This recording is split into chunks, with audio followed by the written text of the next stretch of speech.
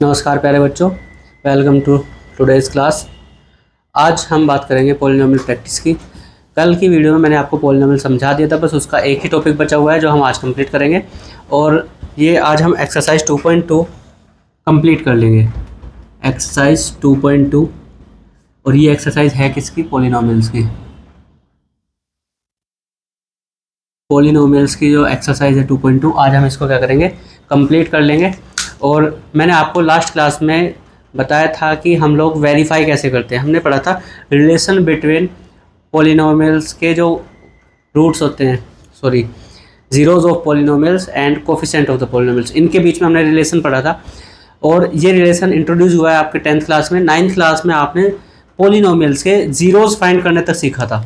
आज हमने बल्कि लास्ट क्लास में ही ये काम कर लिया था कि इनके बीच में रिलेशन क्या होता है, कोफिशिएंट ऑफ द पॉलिनोमियल और जीरोज ऑफ द पॉलिनोमियल। तो आज हम उससे आगे का काम करेंगे। एक रहता है कि जब आपको जीरोज दिए गए हों तो आप उससे पॉलिनोमियल कैसे फाइंड करते हैं। एक ही टॉपिक बचता है, इसको हम करेंगे इस क्लास में।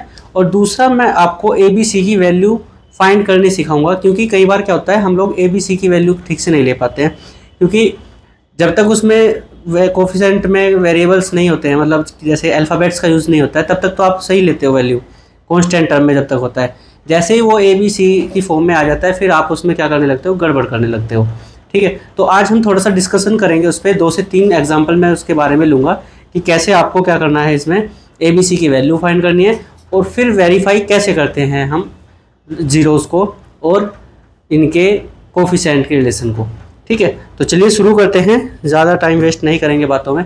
तो पहले तो मैं आपको एग्जाम्पल के तौर पे समझाता हूँ। जैसे एग्जाम्पल है 7x² + 9x + 6। ये हमारा कोई पॉलिनोमियल है। इसमें आपको क्या करना है? ABC की वैल्यू फाइंड करनी है। जैसे ABC की भी क्या, पहले आप इसको क्या करोगे? कंपेयर, इसको PX मान लेंगे यहाँ पर। Compare PX with the standard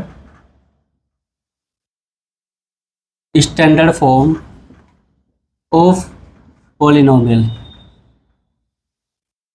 polynomial का स्टैंडर्ड फॉर्म क्या होता है और standard form of the polynomial क्या होता है, यहाँ पे हम लिख देंगे इसके बाद ax² + bx + c। ठीक है, इसके साथ हमें कंपेयर करना है। देखो यहाँ पे x² कॉमन है, x कॉमन, देखो x इसमें भी है, x² और x, और यहाँ पे भी है। तो जो इनके कोफिशिएंट होते हैं वो यही होते हैं जो इनके साथ में लिखे हैं, मल्टीप्लाई किए गए हैं। आपको x² छोड़ के बाकी यहाँ पे कुछ भी हो तो आप उसको a की वैल्यू मानोगे। ठीक है, a की वैल्यू मानोगे, क्या होती ही है a की वैल्यू। तो x के साथ में जो कुछ भी लिखा है वो किसकी वैल्यू है? a की। तो यहाँ पे देखो a के इसके x² के साथ में कौन है? 7 है। b के लिए क्या लिखा है? 9 लिखा है। और c क्या है? जो x² और x के अलावा जो भी टर्म बचती है वो आपकी क्या होती है? कांस्टेंट टर्म होती है, और उसको आप c में लेते हो। ठीक है, अभी यहाँ पे मैं दूसरा एग्जांपल लेता हूँ। चलो इसको px लिखा है, इसको p1x लिख लेता हूँ। और एग्जांपल लेता हूँ यहाँ पे 7ax² + 3x + 9ba²। ठीक है, इस तरीके से अगर आपको दिखाई दे जाए पॉलिनोमियल। अब आप कहोगे यहाँ पे तो वेरिएबल आपको और भी दिखाई दे रहे हैं। a एक ऐसी टर्म है जो आपको नहीं पता क्या है, और जिस टर्म्स की आपको वैल्यू नहीं पता होती तो आप उसको वेरिएबल कहेंगे, बिल्कुल कहेंगे। लेकिन जब हम क्वाड्रेटिक फॉर्म में पॉलिनोमियल्स को पढ़ते हैं तो यहाँ पे क्या है, हमारा बिल्कुल अंडरस्टूड वेरिएबल होता है x। ठीक है, अगर वो कहेगा कि वेरिएबल आपकी टर्म अगर आपको पहचाननी है तो यहाँ पे देखिए, ये जो p के यहाँ पे जब ये देखोगे इस ब्रैकेट के अंदर ये क्या लिखा है, ये आपका वेरिएबल है। ठीक है, तो इससे आपको पहचानना है। यहीं पे अगर मैं ऐसे लिखता p2x मान लेते हैं इसको, अगर p2x नहीं बल्कि, क्योंकि जो समझाना है वो देखिए जरा, p2a। अब ये लिखा होता 7ax² ऐसे लिखा है, + 3x लिखा है, और + 9ba² लिखा है। अब देखो p के साथ में यहाँ पे ब्रैकेट में कौन है? a है। तो यहाँ पे वेरिएबल टर्म क्या है?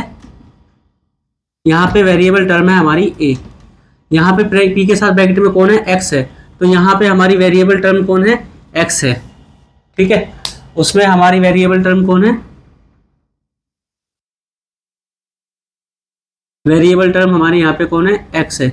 क्यों, क्योंकि पी के साथ ब्रैकेट में यहाँ पे एक्स लिखा है, यहाँ पे पी के साथ ब्रैकेट में ए लिखा है, तो यहाँ पे हमारी वेरिएबल टर्म ए है।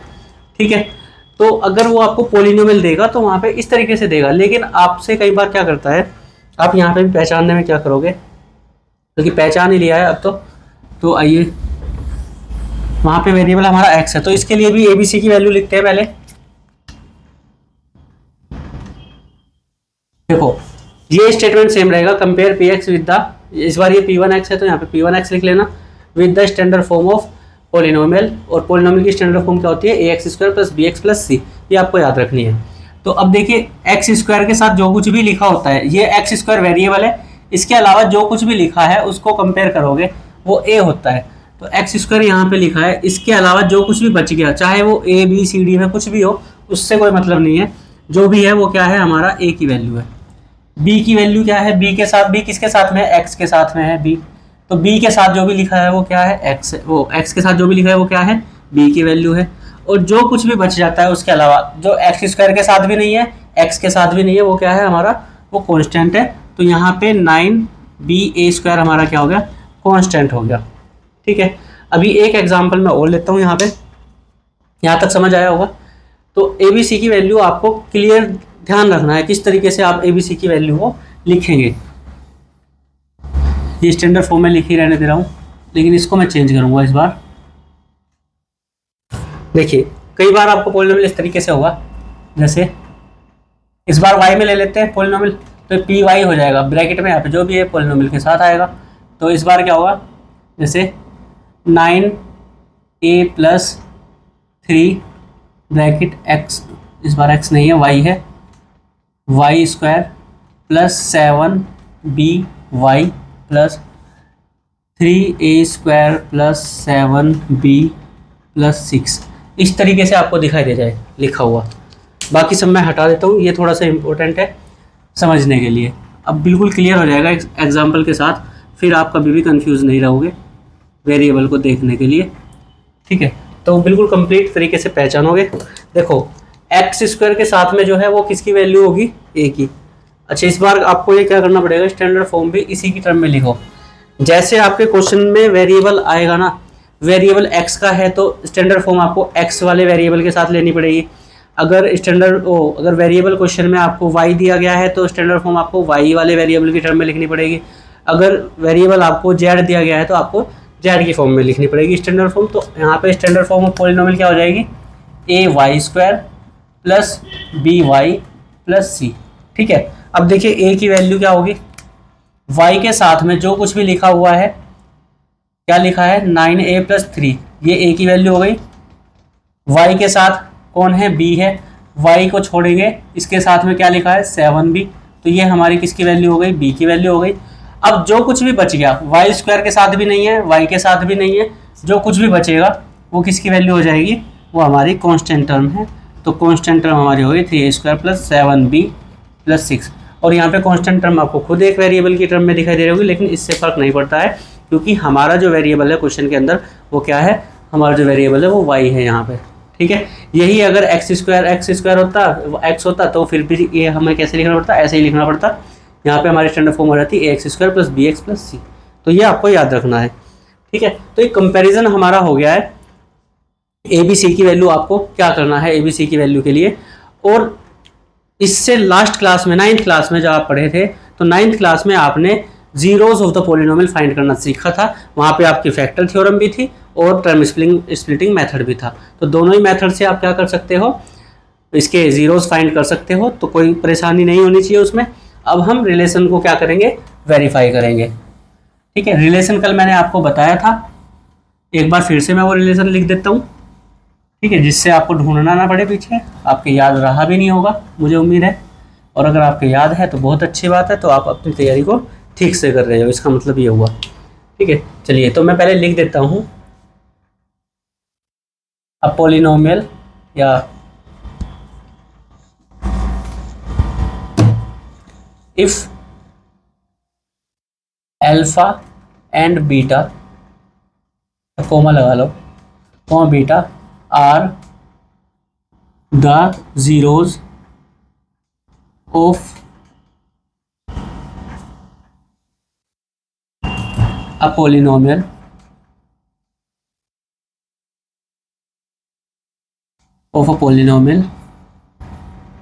ए एक्स स्क्वायर, ए भी बड़ा ले लेते हैं, चलो स्टैंडर्ड फॉर्म ही लिखते हैं, a x square plus b x plus c, then alpha plus beta equals to minus B upon a, और alpha into beta equals to c upon a. तो ये कल हमने पढ़ा था और आज हम इसको एक बार वेरीफाई करेंगे, फिर आगे चलेंगे। ठीक है, 2-3 क्वेश्चन यहाँ पे हैं। पहले आपके एनसीईआरटी का मैं ले लेता हूँ क्वेश्चन फर्स्ट का फर्स्ट पार्ट, क्वेश्चन है फर्स्ट और इसका फर्स्ट पार्ट यहाँ पे लिखेंगे। तो वेरिएबल है हमारा क्या, x square minus 2x minus 8 ये है। और क्वेश्चन देख ली क्या कह रहा है, find the zeros of the quadratic polynomials. यहाँ तक अगर आप करोगे तो आपको आधे मार्क्स मिल जाएंगे, जो आपके 9th क्लास में आपने सीख लिया था। ठीक है, तो 10th क्लास में बोर्ड के एग्जाम में आधे मार्क्स तो आपको उसी के मिल गए जो आपने 9th में किया था। फिर आगे कह रहा है and verify the relation between the zeros and the coefficients. अगर आप रिलेशन जानते हो, रिलेशन लिख के आते हो, मतलब ये चीज़ें लिख के आते हो, तो आपको आधा नंबर और मिल जाएगा, और अगर आप इसको वेरीफाई कराते हो तो आपको फुल मार्क्स मिल जाएंगे। ठीक है, तो चलिए वेरीफाई करने के लिए भी हम करेंगे। पहले तो हमें जीरोज ही फाइंड करने हैं। तो सबसे आसान मेथड तो टर्म स्प्लिटिंग मेथड ही है, लेकिन उसके अलावा भी हमारे पास एक मेथड है डिस्क्रिमिनेंट रूल। तो डिस्क्रिमिनेंट रूल को हम अगले क्वेश्चन में कर लेंगे, क्योंकि मैं आगे से रफ कर दूंगा तो हमारे पास और स्पेस हो जाएगा। अभी मैं टर्म स्प्लिटिंग मेथड से इसको करता हूँ। तो टर्म स्प्लिटिंग मेथड में हम क्या करते हैं, जो कॉन्स्टेंट टर्म है इसके फैक्टर करते हैं, इसके क्या करते हैं फैक्टर। और फैक्टर इस तरीके से करेंगे कि, और फैक्टर का भी क्या पेयर में लिखेंगे फैक्टर्स को, जैसे 8 1 जा 8, 4 2 जा 8, क्या कोई और बचेगा, और इसका कोई फैक्टर होगा ही नहीं। ठीक है, इसके फैक्टर ही क्या है, 2 है, 4 है और खुद 8 है, 3 फैक्टर्स हैं इसके, या 4 कह लो, चलो 1 तो सभी का फैक्टर होता है। ठीक है, 1 भी इसका एक फैक्टर हो गया। तो अब देखिए हमें ऐसे पेयर ढूंढने हैं जिन, अब यहाँ पे क्या है माइनस है, इस वाले साइन से आपको पता कर, जैसे ये साइन होता है इसी से आपको पता समझ में आएगा कि आपको ये जो पेयर मिलेंगे इनको आपको माइनस करना है या आपस में प्लस करना है। यहाँ पे इसके क्या आया है, ये माइनस आया है, तो इसलिए हमें क्या करना पड़ेगा, सब्ट्रैक्ट करना पड़ेगा, सब्ट्रैक्ट करना पड़ेगा। अब ये माइनस साइन को देख के हमें क्या करना पड़ेगा, ये जो पेयर हैं फैक्टर्स के, इनमें से ऐसा पेयर ढूंढना है जिनको माइनस करके ये 2 आ जाए, बीच वाली टर्म आ जाए, ये मिडिल टर्म आ जाए। तो इससे क्या होगा, मिडिल टर्म स्प्लिट हो जाएगी। स्प्लिट होने का मतलब होता है अलग अलग, उसको 2 टुकड़ों में करना। तो टर्म स्प्लिटिंग इसी तरीके से होगी। आपको इस साइन के हिसाब से सोचना है कि आपको प्लस करना है या माइनस। यहाँ पर ये क्या आया है, ये माइनस आया है, तो इसलिए आपको क्या करना पड़ेगा, माइनस करना पड़ेगा। प्लस वाला भी चलो मैं लिख लेता हूँ कोई एक एग्जाम्पल जिसमें यहाँ पे प्लस हो। आपके एनसीईआरटी में ऐसा एग्जाम्पल नहीं जिसको मैं डायरेक्टली यहाँ पे लिखूँ, लेकिन फिर भी चलो कर लेते हैं काम थोड़ा सा चेंज करने के साथ में। तो x square minus 4x plus 4 ऐसे कर लेते हैं, चलो ठीक है। तो देखिए इस बार यहाँ पे क्या है, 4 है, तो 4 के ऐसे फैक्टर करने हैं। यहाँ पे क्या साइन है, ये प्लस है, तो इससे आपको ध्यान रखना है, तो क्या करना पड़ेगा, एडिशन। ठीक है, इस साइन से आपको पता चलेगा आपको प्लस करना है या माइनस करना है। इस कांस्टेंट टर्म से पहले अगर माइनस है तो आपको इन फैक्टर्स का जो पेयर आपको मिला है इसका आपको क्या करना है, सब्ट्रैक्शन करना है आपस में और डिफरेंस लेना है। और अगर यहाँ पे प्लस है बीच में तो आपको क्या करना है, इनको ऐड करके देखना है कि ये बीच वाली टर्म आ जाए। तो 4 के ऐसे फैक्टर ढूंढो, 4 1 जा 4 होता है एक तो, और 2 2 जा 4 होता है। इसके अलावा इसका कोई और पेयर नहीं बनेगा 4 का। ठीक है, करोगे तो फिर भी वो 1 4 जा 4 हो जाएगा, तो उससे फ़ायदा नहीं। तो देखो इनमें कोई एक पेयर देखो जिनको आपस में ऐड करके क्या आ जाए, 4 आ जाए, तो ये वाला पेयर मुझे मिल रहा है। 2 + 2 कितना होता है, 4 होता है, तो इससे हमारा काम हो जाएगा। अब यहाँ पे देखो 8 के ऐसे फैक्टर ढूंढने हैं जिनको सब्ट्रैक्ट करके क्या आ जाए, जिनका डिफरेंस मतलब अंतर, जिनका डिफरेंस कितना हो जाए, 2 हो जाए। 8 और 1 का अगर आप डिफरेंस लोगे, 8 - 1 करोगे तो 7 आएगा, और 1 - 8 करोगे तो -7 आएगा। ठीक है, 2 तरीके से आप इसको डिफरेंस ले सकते हो। 8 - 1 = 7, और दूसरा तरीका क्या है, 1 - 8 करोगे तो -7। ठीक है, दो तरीके से आप यहाँ पे डिफरेंस ले सकते हो। डिफरेंस में एक खास बात है, दो रास्ते मिलेंगे एक बार में। इसमें अगर जाओगे, अगर 4 - 2 करोगे तो क्या आएगा, प्लस का 2 आएगा, और अगर 2 - 4 करोगे तो माइनस का 2 आएगा। आपको यहाँ पे क्या चाहिए, आपको यहाँ पे चाहिए -2, तो आपको क्या करना पड़ेगा, 2 - 4 करना पड़ेगा। ठीक है, तो चलो करो।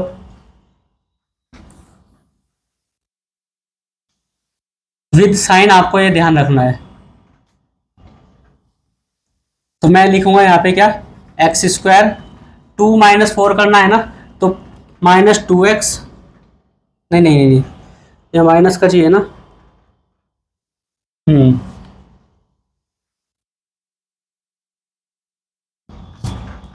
देखो 2 प्लस का है, 4 माइनस का है, ये ध्यान रखना है। ये जो पहले वाली टर्म है ये पॉजिटिव है, और ये क्या है, माइनस किया है तो ये नेगेटिव है। तो आप इसको ऐसे लिखोगे, 4 माइनस का रखना है, -4x और +2x। 2 वाली टर्म पॉजिटिव है तो हमने पॉजिटिव ली है, 4 वाली टर्म नेगेटिव है तो हमने नेगेटिव ली है, और आगे क्या है, -8 है। ठीक है, चलिए करिए। x कॉमन दोनों में से, तो क्या बचेगा अंदर, x - 4। यहाँ से दोनों में से +2 कॉमन है, तो अंदर क्या बचेगा, x - 4। तो x - 4 बाहर कॉमन आ गया, तो बचेगा क्या, ये इस वाली टर्म में से x - 4 तो बाहर आ गया, अंदर क्या बचेगा, x, और इस वाली टर्म में से x - 4 बाहर आ गया, बचेगा क्या, 2। तो ये क्या हो गए, इसके फैक्टर्स हो गए। ठीक है, अभी जीरोस फाइंड करने के लिए मैंने क्या बताया था, ये क्या है, ये 2 ऐसे नंबर है, x में x की अगर हम कोई वैल्यू रखेंगे यहाँ पे, तो इससे वैल्यू एक आएगी और एक वैल्यू इससे आएगी, और दोनों का क्या कराना है, मल्टीप्लीकेशन। और 2 नंबर का प्रोडक्ट 0 कब होगा, जब उनमें से कोई एक 0 हो जाए। ठीक है, तो आगे जीरोस फाइंड करने के लिए हम यहाँ पे क्या करते हैं, मैंने आपको बताया था, हम यहाँ पे करेंगे इफ x - 4 = 0। हम पहले ये मान के चलेंगे कि ये जो पहले वाली टर्म है ये वाली 0 मान लेंगे। अगर ये 0 हो जाएगी तो इसके साथ 0 के साथ इस वाले ब्रैकेट की मल्टीप्लाई कराऊंगा तो 0 हो जाएगा, तो इसलिए मैंने पहले वाले को 0 मान लिया।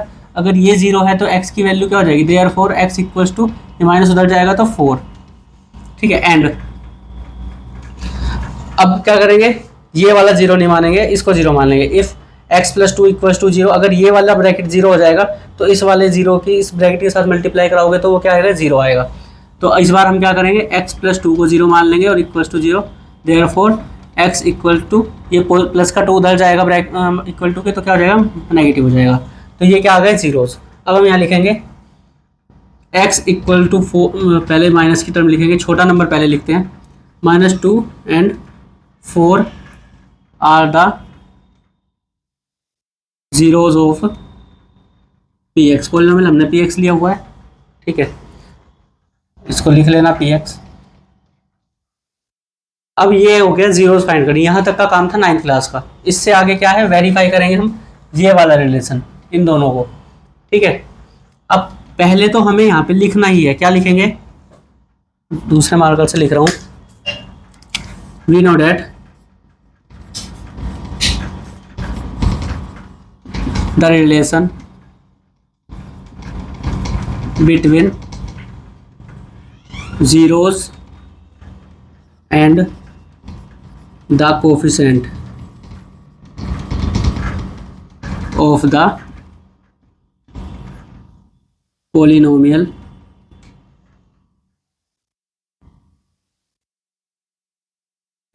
Alpha plus beta equal to minus का b/a। अच्छा, ये हमने इस बार भी नहीं लिखा है ना, कोई बात नहीं। और alpha into beta equal to c/a। तो ये बातें हम लिख लेंगे। ठीक है, तो इतनी बातें लिखेंगे। अब क्या करेंगे, ये हमने पहले ही इक्वेशन 1 मान के रखनी है, ऊपर से साफ कर दो इसको।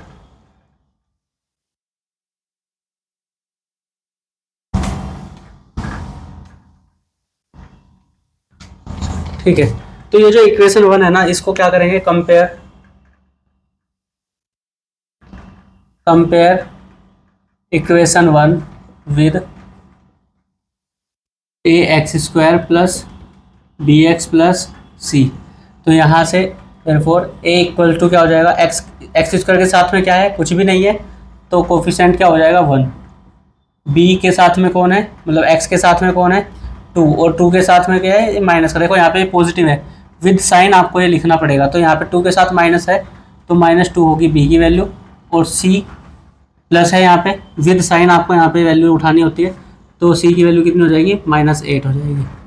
ठीक है, अब हमने रिलेशन लिखा हुआ है, ठीक है, हमने क्या लिखा हुआ है, ये रिलेशन लिखा हुआ है, तो ये वाला काम बेसिकली हमें पहले करना चाहिए।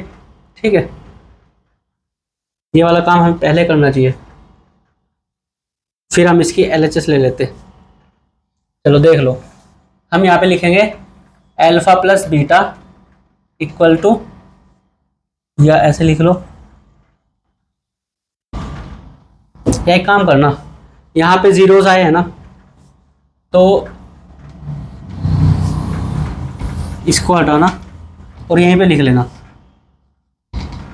सम of zeros equal to -2 + 4 equal to कितना आएगा 2, और product of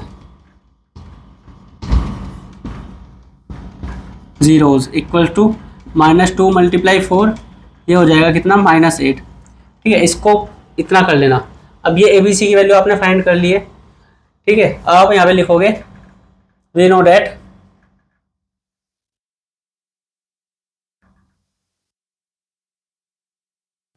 some of zeros equal to -b/a। ठीक है, और यहाँ से आप लिखोगे माइनस b की वैल्यू रखो -2, और a की वैल्यू कितनी है 1 है, तो ये कितनी आ जाएगी -2, ये वैल्यू आ जाएगी।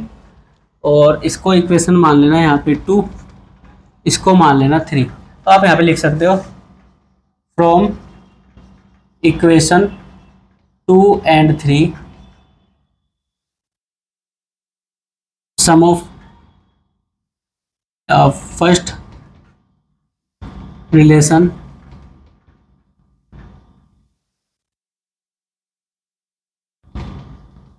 बिटवीन, ये लाइन लिखोगे और आगे लिख देना प्रूफ। ठीक है, ये लिख दोगे। इसके बाद प्रोडक्ट ऑफ जीरोज लिखोगे, product of zeros equal to C/A लिखोगे, और C/A के लिए क्या लिखोगे, C की वैल्यू -8, A की वैल्यू 1, तो ये कितना हो जाएगा -8, और यहाँ से भी कितना है -8। इसको मान लेना इक्वेशन, इसको 3 मान रखा है, एक काम करो इसको 3 मान लो, इसको 4 मान लो, तो 3 की जगह पे लिख लेना 4, और ये वाली इक्वेशन 5। ठीक है, तो यहाँ पे लिख लेना from equation 3 and 5 second relation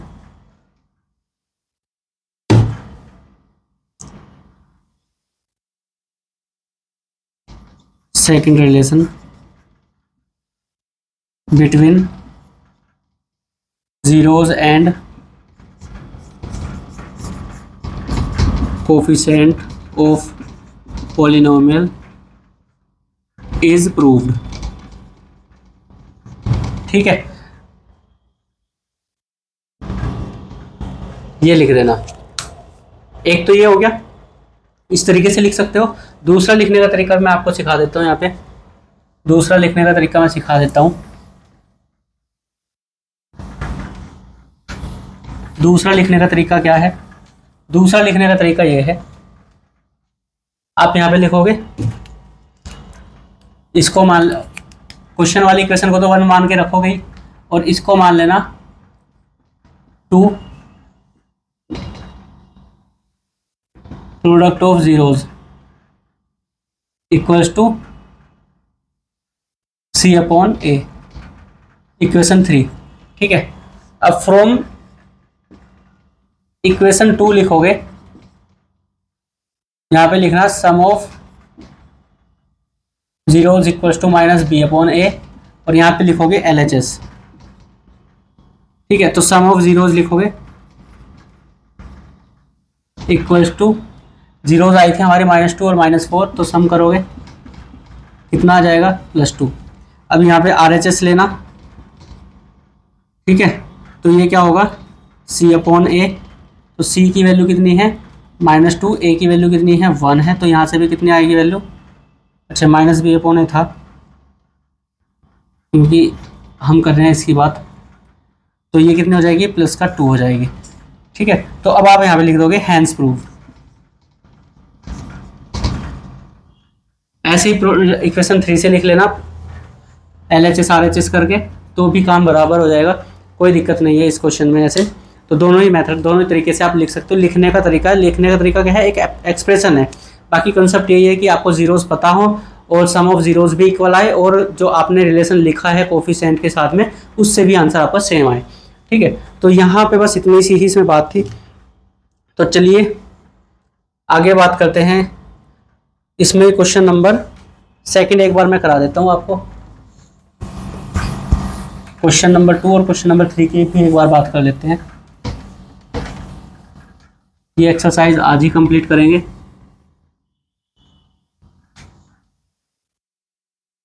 देखिए मैं जल्दी जल्दी से आपको ये क्वेश्चंस करा देता हूँ, समझाने का काम हमारा हो गया है, ठीक है। सेकंड क्वेश्चन क्या है हमारा, सेकंड क्वेश्चन है 4s² - 4s + 1, ये हमारा PS है। PS क्या है, पोलिनोमियल, S की टर्म में है वेरिएबल, तो हमने क्या लिया इसको PS ले लिया, ठीक है। चलिए एक बार आप इसके क्या करिए, या एक काम करते हैं, इसमें आपको ना मैं डिस्क्रिमिनेंट रूल सिखा देता हूँ। इसमें क्या करता हूँ मैं आपको डिस्क्रिमिनेंट रूल सिखा देता हूँ, तो उससे क्या होगा काम हमारा और भी आसान हो जाएगा। मतलब एक चीज़ हमें और सीखनी थी, तो डिस्क्रिमिनेंट रूल भी हमारा क्या होगा यहाँ से कवर हो जाएगा, ठीक है। चलिए तो डिस्क्रिमिनेंट रूल क्या था, एक हमारे मैथमेटिशियन हुए हैं श्रीधर आचार्य, ठीक है, ये इंडियन ही है श्रीधर आचार्य।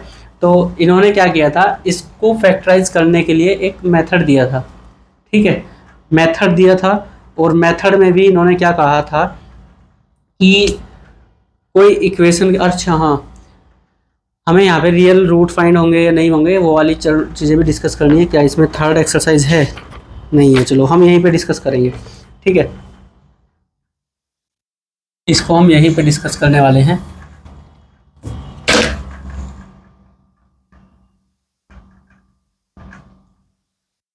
ये हमारा क्या है, क्वेश्चन नंबर 2 है, क्वेश्चन नंबर 1 का ही।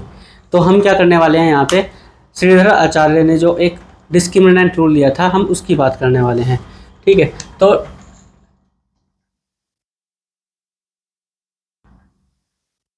डिस्क्रिमिनेंट रूल,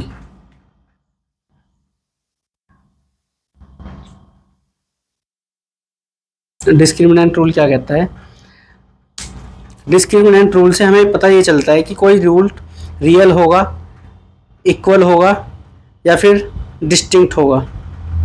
मतलब रियल रूट होंगे और इक्वल होंगे या डिस्टिंक्ट होंगे, ये चीज़ें हमें पता चलती हैं किससे, डिस्क्रिमिनेंट रूल से, और बहुत ही आसान है। अच्छा एक चीज़ और है, वो जो है डिस्क्रिमिनेंट रूल आपको यहाँ से मतलब ये हो जाएगा काम इसका, जीरोज आप फाइंड कर सकते हो, फैक्टर भी निकाल सकते हो डिस्क्रिमिनेंट रूल से, लेकिन वो काम हम कब करेंगे, वो हम करेंगे क्वाड्रेटिक इक्वेशन में। अभी हमारा क्या है, क्वाड्रेटिक पॉलिनोमियल, तो हम ये चीज़ इसमें डिस्कस नहीं करने वाले हैं, ठीक है। कर हम यहाँ पे भी सकते हैं डिस्क्रिमिनेंट रूल को अप्लाई, उससे क्या होगा, हमें यहाँ पे इसके जीरोज मिलेंगे, और जीरोज मिलने के साथ में यहाँ पे तो हमें जीरोज मिलते हैं और इक्वेशन में हमें क्या मिलते हैं, वहाँ पे हमें रूट्स मिलते हैं। तो इसलिए हम इसको रूट्स में ही पढ़ेंगे क्योंकि इक्वेशन के अंदर है वो, यहाँ पे नहीं पढ़ेंगे। हो सकता है इसमें हम अप्लाई कर दें लेकिन इसमें नहीं करेंगे। चलिए तो फैक्टराइज करो इसको, देखो क्या होता है जब हम इसको फैक्टराइज करते हैं, यहाँ देखो इसके साथ में क्या है, इसके साथ में एक कांस्टेंट टर्म आ गई है, अभी तक हमारे पास ऐसा नहीं था। अब क्या करेंगे, ये जो टर्म है इसके साथ में, इसकी मल्टीप्लाई कराएंगे इसके साथ 1 के साथ, इसकी मल्टीप्लाई किसके साथ, बाहर वाले के साथ मल्टीप्लाई कराएंगे, और क्या बनेगा 4 × 1 = 4 बनेगा, ठीक है। अब इस 4 के ऐसे फैक्टर करने हैं, देखो यहाँ पे क्या है प्लस साइन है, तो हमें क्या करना पड़ेगा, ऐड करना पड़ेगा। इसके ऐसे फैक्टर करो कि ऐड करके क्या आ जाए, 4 आ जाए। क्या ये सही लिखा है, हाँ लिखा तो बिल्कुल सही है। हाँ, तो बिल्कुल ऐसे फैक्टर करो जिससे क्या आ जाए, ऐड करके 4 आ जाए, लेकिन वो 4 कैसा चाहिए, नेगेटिव चाहिए। ठीक है। अभी जब आपने रिमाइंडर थ्योरम पढ़ी थी, मेरे याद है, जैसे लास्ट में कांस्टेंट टर्म होती थी 4, तो इसके जब हम फैक्टर लिखते थे तो हम ऐसे लिखते थे +-1 +-2 +-4, इस तरीके से लिखते थे। तो प्लस वाले भी इसके फैक्टर है, माइनस वाले भी है। तो यहाँ पे हम क्या करेंगे, कंसिडर करेंगे यहाँ पे इसके फैक्टर 1 × 4 और 2 × 2, यही दो फैक्टर हैं। ठीक है। अब ये तो हमें पता चल गया कि 2 और 2 को ऐड करेंगे तो 4 आएगा, लेकिन ये 4 कैसा है, नेगेटिव है। तो अगर मैं -2 × -2 करता हूँ, तब भी तो मेरा क्या आएगा, ये प्लस का 4 ही आएगा। और इन दोनों को ऐड करके देखो क्या आएगा, -4 आएगा। तो यहाँ से हमें पता चल गया कि क्या करना है। तो ये हम जब फैक्टराइज करेंगे इसको, 4s² -2s और -2s + 1। ठीक है, ये हो गया। तो इसको हम क्या कर सकते हैं, अब यहाँ से 2s कॉमन है और यहाँ से भी क्या है, मतलब 2s तो कॉमन है, तो यहाँ पे क्या बचेगा, 2s ही बचेगा। और 2s पूरा का पूरा बाहर आ गया, तो अंदर क्या बचेगा, 1 बचेगा। यहाँ से -1 कॉमन ले लो, तो देखो 2s + 1 है, तो माइनस बाहर आ गया, तो अंदर वालों के साइन चेंज हो जाएंगे, तो ये आ जाएगा। दोनों अलग अलग टर्म है, इसमें से पूरे में से 2s - 1 बाहर अगर हम ले लें, तो अंदर क्या बचेगा, यहाँ से 2s बचेगा और यहाँ से -1 बचेगा। तो ये क्या हो गए, इसके फैक्टर्स हो गए। ठीक है। हम फिर से क्या करेंगे, इफ़ पहले वाले ब्रैकेट को 0 लिखेंगे, 2s - 1 = 0, तो s की वैल्यू कितनी होगी, 2s की 1, तो s की वैल्यू कितनी हो जाएगी, 1/2 हो जाएगी। अब इसको करेंगे एंड, 2s - इफ़ 2s - 1 = 0, तो 2s = 1 और s = 1/2। देखिए यहाँ पे एक मुझे आपको ऑब्जर्वेशन सिखानी है, 2s² - 4s + 1। अगर आप इसको ध्यान से देखोगे तो ये, अगर मैं इसको ऐसे लिख लूँ, 2s का स्क्वायर क्या होगा, 4s² होगा कि नहीं होगा, -1 का ये इधर +1² लिख सकते हैं, और 2 × 2s × 1। तो ये ऐसा नहीं हो रहा, a² - 2ab + b², ऐसा नहीं हो रहा क्या है। और ये क्या होता है, a - b का होल स्क्वायर होता है, और a - b का होल स्क्वायर मतलब पावर अगर 2 है तो सेम नंबर के साथ मल्टीप्लाई होती है। देखिए ये हम इस फॉर्मूले से भी कर सकते थे। ठीक है, ये हमने टर्म स्प्लिटिंग इतना किया है, उसको हम किससे कर सकते थे, इस तरीके से भी कर सकते थे, अगर हम ये ऑब्जर्व कर पाएँ कि ये होल स्क्वायर बन रहा है। ठीक है, ये बीच वाली टर्म अगर 2ab आपको दिखाई दे जाए, ठीक है, बीच वाली टर्म 2ab दिखाई दे जाए, मतलब उसको 2 से डिवाइड करो और फिर उसमें ऐसे नंबर ढूंढो जो इधर इस, एक तो ये परफेक्ट स्क्वायर होगा, पहली बात तो क्या कि ये परफेक्ट स्क्वायर होना चाहिए, दूसरी बात ये परफेक्ट स्क्वायर होना चाहिए। जब आपको ये नंबर परफेक्ट स्क्वायर दिखेंगे तो इसको 2 से डिवाइड करके देखना कि जिनके परफेक्ट स्क्वायर हैं उनका प्रोडक्ट करके 2 से इंटू करके बीच वाली टर्म आती है कि नहीं आती। तो इससे आप डायरेक्टली क्या कर सकते हो, ऑब्जर्व कर सकते हो, और जब आप इसको ऑब्जर्व करोगे तो ये आप डायरेक्टली इसको फैक्टराइज कर पाओगे, और फैक्टराइज करने के बाद आप उसके जीरोस को फाइंड कर सकते हो। ठीक है, चलिए ये मुझे आपको ऑब्जर्व कराना था इस क्वेश्चन में, और ये हमारा ऑब्जर्व हो गया है। अब हम यहाँ पे लिखेंगे, we know that the relation between zeros and the coefficient. अच्छा एक काम करो, अभी मत लिखो, ये जीरोज ही लिखे रहने दो। ठीक है, जीरोज फाइंड हमने कर लिए हैं। अब हम क्या करेंगे, ये क्योंकि हम इसको पहले से ही इक्वेशन 1 मान के रखेंगे, अब यहाँ पे हम लिखेंगे compare equation 1 with the standard form of polynomial। देखो s की टर्म में है तो इस बार हम लिख देंगे as² + bs + c। ठीक है, तो यहाँ से हमें इसकी क्या मिल जाएगी, a b c की वैल्यू मिल जाएगी। a = कितना हो जाएगा, s के साथ में जो भी है कितना है, 4 है। b कितना हो जाएगा, s के साथ में कौन है, -4 है। और सी कितना हो जाएगा, कॉन्स्टेंट टर्म जो बच गई वेरिएबल्स के अलावा वो सब क्या है कॉन्स्टेंट है, सी की वैल्यू 1 हो गई। ठीक है, अब हम यहाँ पे लिखेंगे we know that the relation between zeros and the coefficient of the polynomial।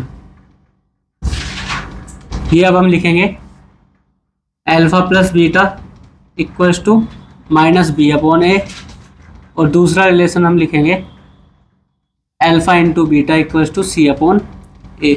इसको इक्वेशन 2 मान लेंगे और इसको इक्वेशन 3 मान लेंगे। अब हम यहाँ पे लिखेंगे फ्रॉम इक्वेशन 2, तो alpha plus beta equal to minus B upon a. ठीक है, बस कुछ नहीं करना, सेम प्रोसेस है सभी में। अल्फा प्लस बीटा कितना आ गया, माइनस बी अपॉन ए, तो ये वैल्यू कितनी हो जाएगी, बल्कि यहाँ पे आपको क्या करना है, डायरेक्टली भी पुट कर सकते हो। अल्फा और बीटा क्या है, हमारे रूट से ये 1/2 है, ये भी 1/2 है, तो हम यहाँ पे डायरेक्टली भी रख सकते हैं। लेकिन हम ये क्या करेंगे, LHS ले लेंगे पहले।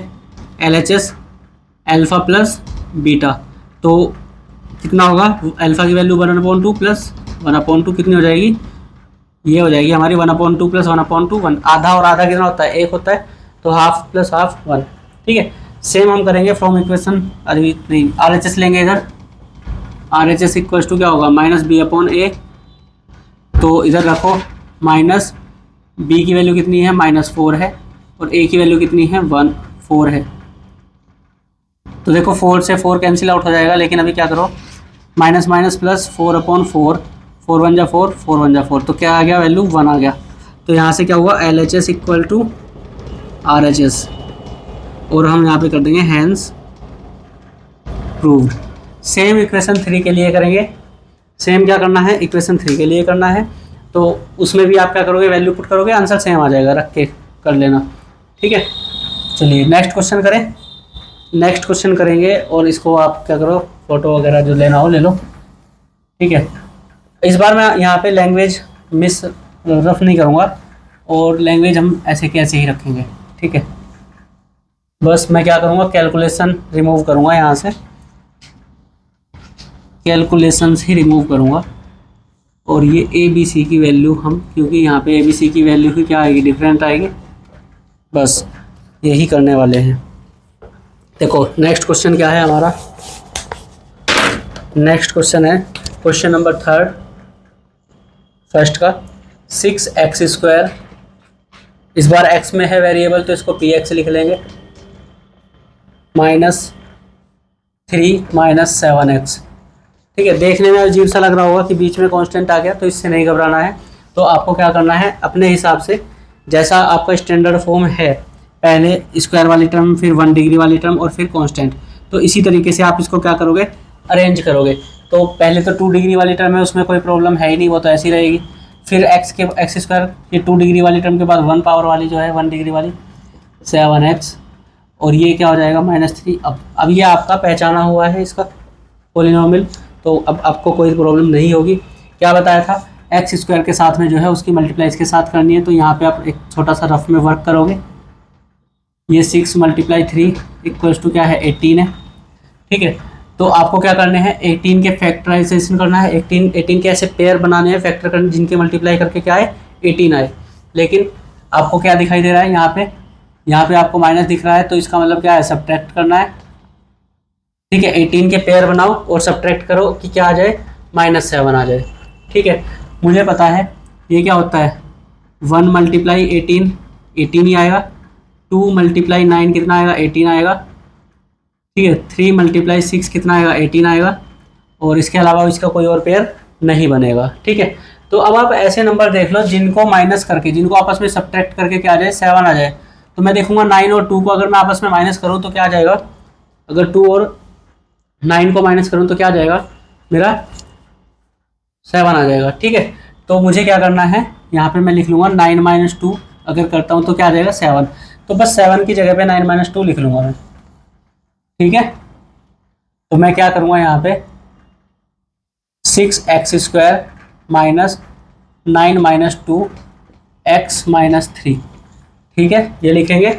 और अब इस ब्रैकेट को ओपन करेंगे तो 6x² minus 9x plus 2x-3, ठीक है। ये बीच वाली लाइन को आप रिमूव भी कर सकते हो, डायरेक्ट आप ये वाली लाइन लिख सकते हो, इसके लिए आपका कोई मार्क्स नहीं कट होगा, ठीक है। ये आपके प्रैक्टिस के ऊपर डिपेंड करता है कि आप कितने एक्सपर्ट इसमें हो गए हो, ठीक है।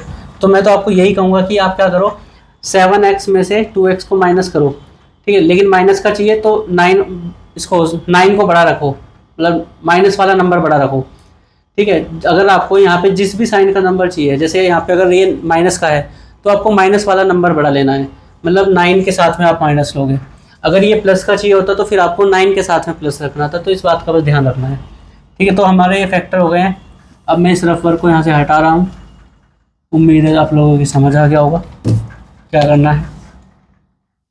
अब इसके फैक्टर करो, देखो यहाँ से क्या कॉमन हो सकता है, x तो कॉमन है ही, क्लियरली विजिबल है। बाकी क्या कॉमन है, देखो 3 से ये भी डिवाइड होता है, ये भी डिवाइड होता है। ये क्या होता है, 3 2 जा 6, और ये क्या होता है 3 3 जा 9। अब देखो इनमें से केवल एक ही 3 कॉमन है, एलसीएम में से हमने पढ़ाई है, तो दोनों में क्या कॉमन है, 3 कॉमन है, एक ही फैक्टर। तो यहाँ पे हमने 3 कॉमन ले लिया। अब 3 कॉमन लिया तो बचा कितना, 2, तो 2 अंदर रह जाएगा। यहाँ से एक x बाहर आया है तो एक x बच जाएगा, बीच में माइनस है, माइनस लगाओ। यहाँ से एक 3 बाहर आ गया है, x भी बाहर चला गया, बचा कौन, 3 बचा है, तो उसको यहाँ पे लिखो, यहाँ पे प्लस। अब यहाँ पे देखो 2 और 3 है, क्या इनमें से कुछ कॉमन है, x भी कॉमन नहीं है, तो यहाँ से जब कुछ भी कॉमन नहीं है तो हम यहाँ पे 1 लिखेंगे। और ये क्या है, 2x प्लस 3 माइनस 3 है, तो इसको ऐसे ही रहने देंगे, क्योंकि बाहर प्लस का 1 कॉमन आया है, तो इसलिए अंदर वाले में कोई भी साइन चेंज नहीं हुआ। अगर ये माइनस होता जैसे लास्ट क्वेश्चन में हमने किया था, तो फिर हमने क्या करना पड़ता है, ये साइन भी चेंज करने पड़ते हैं। अब इसके फैक्टर हो जाएंगे, 2x माइनस 3 दोनों टर्म में से बाहर कॉमन आ जाएगा, तो अंदर क्या बचेगा, इसमें से तो 3x बचा, और इस वाली टर्म में से ये बाहर आ गया तो ये 1 बचा, तो ये फैक्टर हो गया। तो अब हम लिखेंगे if 2x minus 3 equals to 0, तो 2x इक्वल टू कितना हो जाएगा, 3, तो x की वैल्यू कितनी हो जाएगी, 3/2।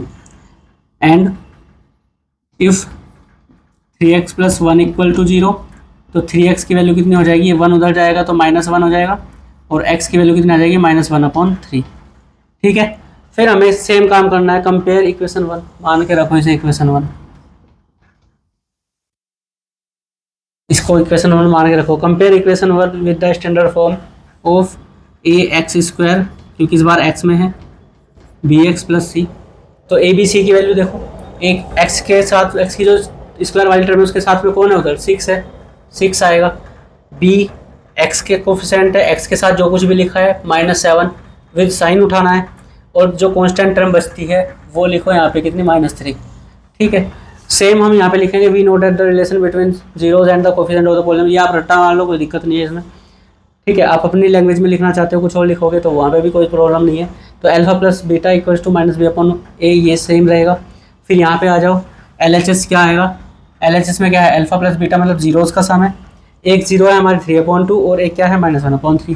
तो अगर हम इसको लिखेंगे तो क्या आएगा, 3/2 प्लस ये क्या है, -1/3। माइनस वाले नंबर को आप ब्रैकेट में रख लेना, कोई प्रॉब्लम नहीं होगी। क्या हो जाएगा, 3/2 -1/3, ये हो जाएगा। एलसीएम क्या आएगा, एलसीएम आएगा इनका 6, 3 3 जा 9 और 2 1 जा 2, तो कितना आ जाएगा ये 7/6, और पॉजिटिव आएगा, ठीक है।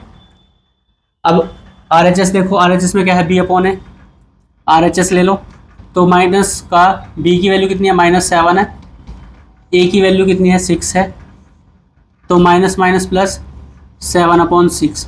देखो यहाँ से भी 7/6 आया, यहाँ से भी 7/6 आया, दोनों जगह से क्या आ गया, इक्वल आ गया, तो मतलब LHS इक्वल टू RHS है, तो हैंस प्रूफ ऐसे ही वो वाला रिलेशन भी हो जाएगा वेरीफाई, ठीक है। देख लो इस क्वेश्चन को, ये अच्छा क्वेश्चन था थोड़ा सा, और अच्छा भी क्या था, बस इसमें जो अच्छी बात थी वो क्या थी, फैक्टराइजेशन करने वाली थी, जो आपको 9th क्लास में अच्छे से आ गई होगी, ठीक है। तो इसमें कुछ ऐसा मतलब कुछ भी एक्स्ट्रा ऑर्डिनरी नहीं आया है जिससे आपको घबराने की ज़रूरत हो, ठीक है। तो आप कहोगे इक्वेशन 3 वाला रिलेशन हमने वेरीफाई नहीं किया है, तो क्या करो, वेरीफाई कर लो भाई। यहाँ पे x की वैल्यू -1/3 भी आई हुई है। एक लाइन हमने यहाँ पे लिखनी भूल गए हम लोग, क्या कि x इक्वल्स टू, इसको थोड़ा ऊपर लिख देता हूँ मैं, x इक्वल टू 2/3 आया हुआ है, नहीं 3/2 था, 3/2 आया हुआ है, और x इक्वल टू -1/3 आया हुआ है। तो हम यहाँ पे लिखेंगे x equal to 3/2 and -1/3 are the zeros of the polynomial। ठीक है, ये एक लाइन लिख लेना यहाँ पे, ये जरूरी है लिखनी, इसको लिख लोगे। अब आप यहाँ पे लिखोगे फ्रॉम, जैसे ये लिखा था ना फ्रॉम इक्वेशन 2, ये वाला रिलेशन हमने वेरीफाई कर ही दिया है, इसको और करके देख लो यहीं पे। यहाँ पे लिखोगे from equation 3 alpha into beta equals to C/A। अब यहाँ पे लो LHS, LHS में क्या है अल्फा इंटू बीटा, तो मतलब 3/2 मल्टीप्लाई -1/3, इस 3 से 3 जाएगा, क्या बचा इधर से -1 बचा ऊपर, और यहाँ से क्या बचा 2 बचा, तो -1/2 आ गया। RHS लो, RHS क्या है C/A, वैल्यू पुट करो, C की वैल्यू क्या है -3 और A की वैल्यू कितनी है 6, 3 1 जा 3, 3 2 जा 6, तो क्या बचा -1/2। देख लो यहाँ से भी -1/2 आया है, यहाँ से भी -1/2 आया, दोनों वैल्यू क्या है इक्वल है, तो LHS equal to RHS, hence the relation is verified. तो इसमें कोई प्रॉब्लम आपको नहीं होगी, आई होप। ठीक है, चलिए वो रह ही जाता है एक, अब जो नेक्स्ट वीडियो में है ना, हम ये वाला टाइप डिस्कस नहीं करेंगे। अब हम जो डिस्कस करेंगे नेक्स्ट वीडियो में, अब हम सीधा वही डिस्कस करेंगे कि आपको जीरोस दिए होंगे और आपको क्या बतानी है, इक्वेशन बतानी है, बस उसको डिस्कस करेंगे, बाकी किसी और को डिस्कस नहीं करेंगे। ठीक है, ये क्वेश्चंस मैंने आपको 3 पार्ट इसके करा दिए, 4th पार्ट भी चलो करा दो, आप कहोगे 2 टर्म्स वाला नहीं कराया। ठीक है, चलो करा देता हूँ फटाफट। दोनों क्वेश्चन तेजी के साथ कराएंगे। ठीक है, समझ लेना बस।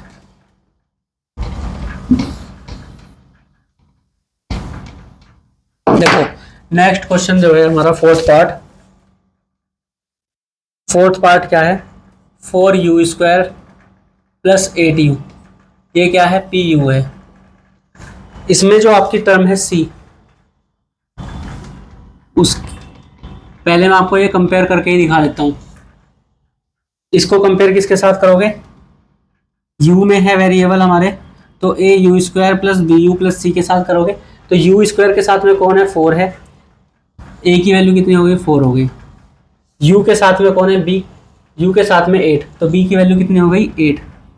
ठीक है, अब वेरिएबल वाली टर्म्स के अलावा यहाँ पे कुछ भी टर्म्स नहीं बची है, तो c के साथ में जब कुछ भी नहीं है तो c की वैल्यू क्या हो जाएगी 0 हो जाएगी, c की वैल्यू क्या हो जाएगी 0। अब इसके फैक्टर करो, देखो 4u² और 8u में से आप देखोगे क्लियरली 4 से दोनों टर्म डिवाइड हो रही है, तो 4 दोनों में से कॉमन आ जाएगा, और u भी दोनों में है तो u भी कॉमन आ जाएगा। 4u कॉमन लिया तो अंदर क्या बचा u + 2 बचेगा, क्या कुछ और बचेगा नहीं बचेगा, तो आपका जो pu है वो कितना हो गया 4u × u + 2। ठीक है, आप जानते हो कि 4 कभी भी क्या 0 होगा, 4 = 0 कभी भी नहीं होगा, ये तो बात अंडरस्टूड है या नहीं है। ठीक है, तो आप यहां से लिखोगे इफ, या इफ भी नहीं लिखना तो क्या लिख सकते हो, यहाँ पे लिख दो ईदर u = 0 और u + 2 = 0, तो u = 0 हो जाएगा यहाँ पे, तो u = यहाँ से आएगा +2, तो उधर तो जाएगा तो माइनस का हो जाएगा, तो ये आ गया है। ठीक है, तो हम यहाँ पे लिखेंगे u = 0, पहले छोटा लिख लो, चलो 0 ही लिख लो, 0 are the zeros of the polynomial. ठीक है, अब यहाँ पे आप देखोगे तो ये वाला रिलेशन ऑफ, ठीक है, यहाँ पे हमने कंपेयर पहले ही कर लिया, ये समझ में आ गया। यहाँ से जो कॉमन लिया है, ये 4 तो कभी 0 होगा ही नहीं, 4 तो 0 है ही नहीं, क्लियरली विजिबल है, या तो u 0 होगा या फिर ये 0 होगा। u 0 है तो यहाँ तो हमें कुछ लिखने की जरूरत नहीं है, या फिर क्या होगा ये 0 होगा, और अगर ये 0 है तो u की वैल्यू कितनी होगी -2 होगी, तो हम कहेंगे u की वैल्यू 0 और -2 क्या है, are the zeros of the polynomial. u की वैल्यू 0 पुट करोगे, पुट कर लो u की वैल्यू इसमें 0 करो, ये भी 0 हो जाएगी टर्म। u की वैल्यू 0 इसमें रखो तो ये भी टर्म क्या हो जाएगी, 0 हो जाएगी। तो u की वैल्यू 0 पे क्या हो जाएगा, ये पॉलिनोमियल 0 हो जाएगा। ठीक है, ऐसे ही -2 पुट करोगे तब भी 0 हो जाएगा। तो u की वैल्यू 0 और 2 क्या है, -2 क्या है, इसके पॉलिनोमियल के जीरोज है। अब आ जाओ रिलेशन वेरीफाई करने पे। LHS लिया हुआ है अल्फा प्लस बीटा, तो अल्फा की वैल्यू कितनी है 0 और बीटा की वैल्यू कितनी है -2, तो क्या आएगा अल्फा प्लस बीटा -2 आएगा।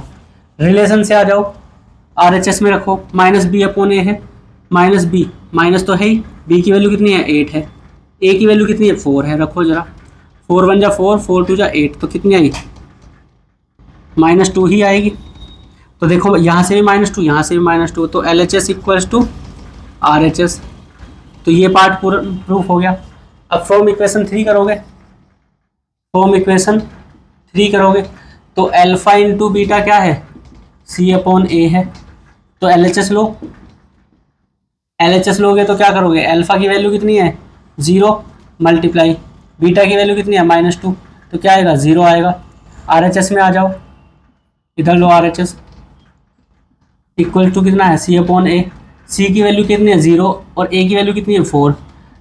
0 को किसी नंबर से डिवाइड करोगे, कितने भी बड़े नंबर से, तो 0 ही आएगा। 4 0 0, तो 0 आ गया, तो LHS इक्वल टू RHS। तो ये भी क्या हो गया, प्रूफ हो गया। 0 को किसी नंबर से मल्टीप्लाई कर लो तो भी 0 आता है, और 0 को किसी नंबर से डिवाइड करोगे तो भी 0 ही आएगा। तो 0/4 है, तो ये वैल्यू कितनी होगी 0 होगी। ठीक है, तो ये रिलेशन क्या हो गया, वेरीफाई हो गया। ठीक है, तो समझ गए होंगे इसको। चलिए नेक्स्ट क्वेश्चन क्या है, 5th वाला, उसको भी करो जल्दी से। पहले खुद ट्राई करो, पहले क्या करता हूँ मैं क्वेश्चन लिख लेता हूँ, फिर तुम ट्राई करना। क्वेश्चन है t² - 15, यही है, बिल्कुल यही है। ठीक है, तो ये भी हटाओ, इसको भी हटा देते हैं। इस बार वेरिएबल t में है तो स्टैंडर्ड फॉर्म t में लिख देंगे।